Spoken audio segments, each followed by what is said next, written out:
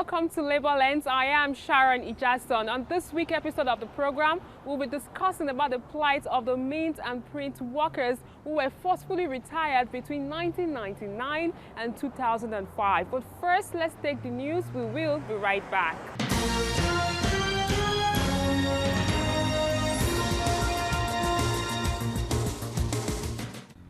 The Kwara State College of Arabic and Islamic Legal Studies was established by the state government in 1992, primarily to promote the teaching of Arabic and Islamic legal studies at the tertiary level.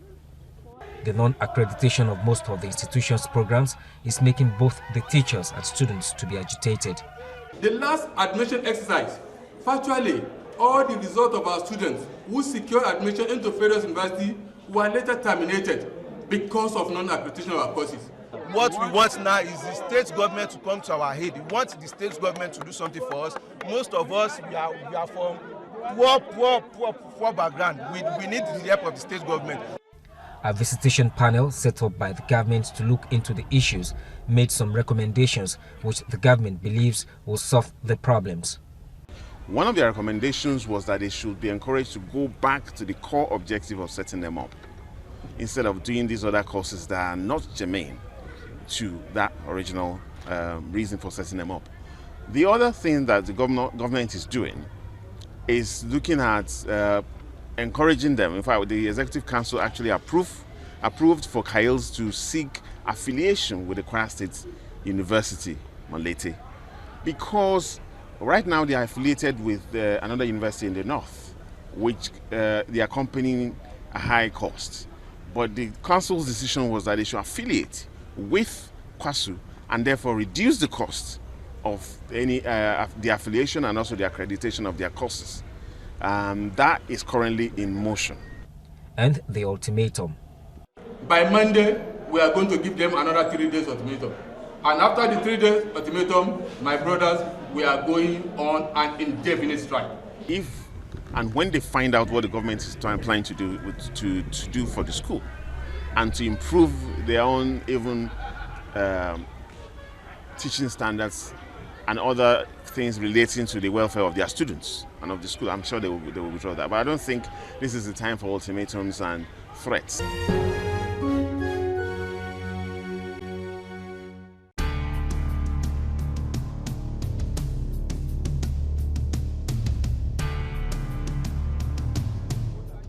The plight of pensioners in Nigeria, especially ex-workers of the Nigerian Security Printing and Minting Corporation, according to many, has become worrisome as senior citizens who once worked for the company are not well taken care of by the government. For 26 years, we are in court, no justice. It's more than 25 years since the Nigerian Security Printing and Minting Company forcefully retired about 1,200 workers. Records show that some of the workers who had served the company diligently between 10 to 25 years earn as little as 1,000 naira as monthly pension or nothing at all. There must be justice. There must be justice. From May 1991 up to today, many people, some people have been receiving 1,000. In fact, today we are receiving 700. Some 800. Some up to now, some people are still receiving that 800 as a pension. As a general manager or assistant general manager in the Mint, I'm receiving 2,800 naira every month up till this moment. My husband doesn't joke with his work. Felicia Okafor, who is a widow to Thomas Okafor, tells me her husband served the company for more than 17 years and received a certificate in recognition of his long and active service. According to Felicia, her deceased husband, who worked in the currency department, was hardworking and was never found wanting, despite the several risks involved. He came home one day crying, lamenting bitterly that many of them they were given compulsory retirement. On some of them they terminated their appointment. And I asked him what happened. He said nothing, that they demanded for something, which some of them are taking their house allowance in a year. They are taking, and all of a sudden those ones that are ahead of them, they happen to increase their own, and they demanded for increment in their own. Those ones say that they are living in Lekki and the Victoria Island, where houses are being leased. And my husband, their group, they happen to tell them that everybody knows the condition of Lagos. No one is living in the bush, that they should put something in their own allowances. As a result of that, some of them, they terminated their appointment. My husband, they gave him a compulsory retirement, you see. And that man was working tirelessly with the mint. In fact, there was a day my husband come home. You see, one of his fingers almost cut off because of the engine they are using to work. Even some of his legs some of them are getting rotty because of the chemical they are using there. You see, when they give him the compulsory retirement, they didn't give him anything. I and my children, we started suffering since then. As a result of this man, he developed hypertension, which resulted to stroke, which he suffered for 3 years. And my children, we suffered. There is no way I did not take this man. Even the meat hospital, they are not giving us any attention after the retirement. No attention in the clinic. When I got there, they would say we should go and meet the mint. Even the pension. The pension, they started giving him 305 naira. There was a day they increased it to 700 naira before the man's death. Here is the spot where Thomas Okafor was buried. Just like him, many of his other colleagues who work with the Nigerian Security Printing and Minting Company may die before they get justice. 20-something years, and they continue to give him 1,000 naira. Akonji Mudashiru Bolanle is also one of the retirees of the company. He says he was on annual leave when he was forcefully retired in 1991 after putting in more than 22 years of service. He released a statement of account from First Bank which clearly shows he receives 1,088 naira 64 kobo as monthly pension. Anybody are working as me in that time, we do it like our father job. Because you can't thief. What you want to take from means? Any one of us who is working at me in that time, we took it like our own company. And since that time, I was not have any queries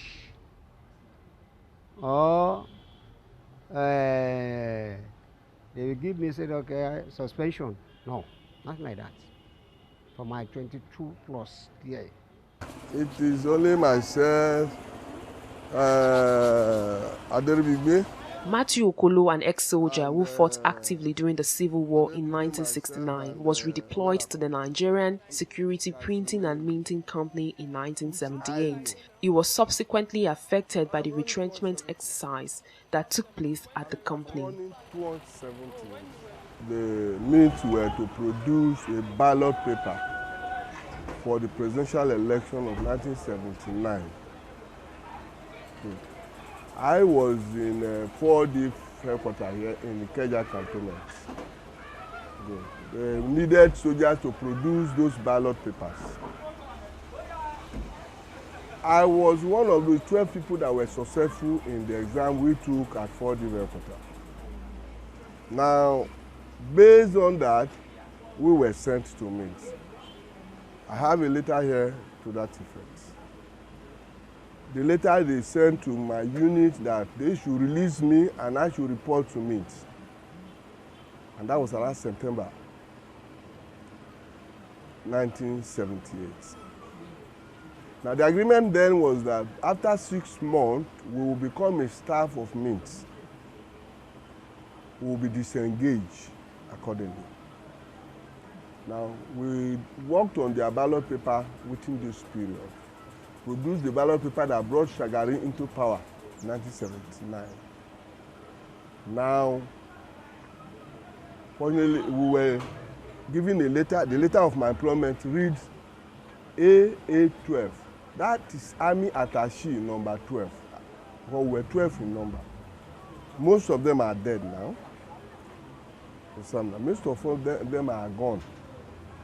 Despite having spent 10 years in the army and 12 years at the Nigerian Security Printing and Minting Company, Matthew Okolo did not get any payoff, neither does he receive monthly pensions, having served the country and also risked it all during the Civil War in 1969. He wants his case to be addressed again, as many of his colleagues are now deceased. I've gone through some very difficult period of my life, but I thank God that He keeps me going. I've lost all my colleagues. So that's I'm talking to you. The only person I know is living now is Adelibigbe and Oladapo. I don't know of Abbas. I've lost contact with him for a very long time. Those are people that came with me. We are 12. Nearly all of them have gone. Ilobe, I went to this paper here now. I went to Army Pension Office in 2016. They said we should come and document ourselves maybe for pension. I did it. These are the documents here. Now, that to no avail. After all that, there's nothing. Army has not done anything. Nothing has come from the army. Nothing has come from it. When I visited the Nigerian Security Printing and Minting Company, I learned that there is no corporate communications officer that could respond to TVC News inquiries, so I was directed to the reception by the gates, where I gathered that there is only a legal department, that my request for the company's side of this grim story was turned down. As he went there, everything they asked him to do. Felicia Okafor says she wants her husband's wish to be fulfilled. Despite the case being heard in several courtrooms in the country, including the National Industrial Court of Nigeria, there has been no breakthrough. I don't know why they have hardened their hearts. Let God enter into them, let them help us. As you are looking at me now, if you see where I am living as you are seeing it now, even house rent I cannot pay. The landlord have been disturbing me every minute of the day. Now, if they happen to throw my load outside, now where will I park to? I don't know how to do about this problem. Let God help us.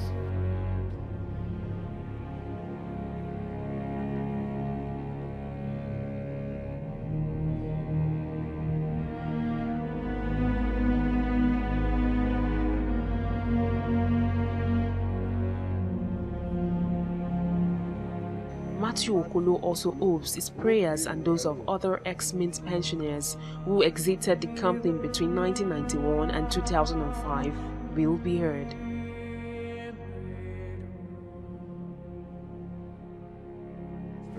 The Nigerian system, the whole country is wicked to me. That's the way I look at it. It's wicked to me because I put on my life. We were many that left from my village. A lot of them died in that civil war. But for me to survive it and become living in penury is unfortunate.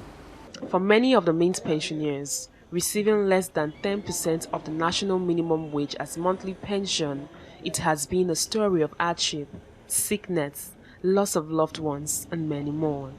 They want the Ministry of Finance, Central Bank of Nigeria, and the federal government to intervene promptly and put smiles on their faces before they all die.